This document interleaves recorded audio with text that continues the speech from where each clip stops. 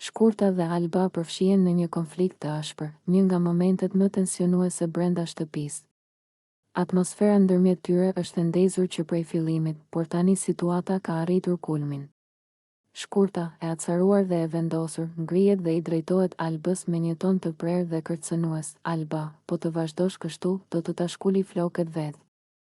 Thot Shkurta me një zë të ngjirur, duke bërë që tensioni të ndihet në të gjithë dhomën. Po tregon shumë ignorancë dhe nuk po kupton asgjë. Nuk mund të sillet kështu. Alba nuk e lëshon vendin pa kundërshtuar. Ajo ngrin sytë dhe përpiqet të mbrojë veten, por Shkurta duket e vendosur të mos ndalet. Fjalët e saj janë të ashpra dhe të qarta, dhe çdo replik shton flakët e përplasjes. Ti nuk e kupton që po e çon të çdo gjë, Shkurta. Nuk më frikson dot.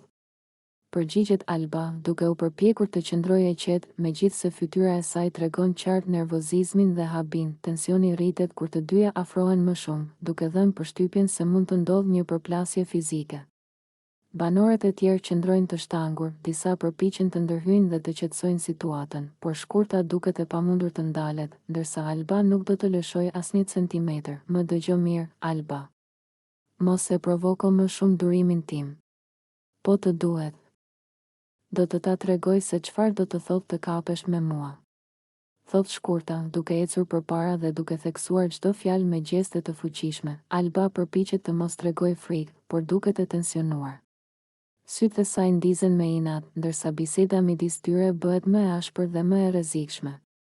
Çdo fjalë duket sikur i shton intensitetin situatës dhe banorët e tjerë shikojnë me shqetësim se konflikti po shndërrohet në një nga momentet më të tensionuara të ditës brenda shtëpisë. Ndërkohë, Shkurta nuk lëshon asnjë gjest, duke treguar se është plotësisht e vendosur të mos tërhiqet, ndërsa Alba përpiqet të gjejë një mënyrë për t'i kundërvënë, duke krijuar kështu një skenë të ngarë.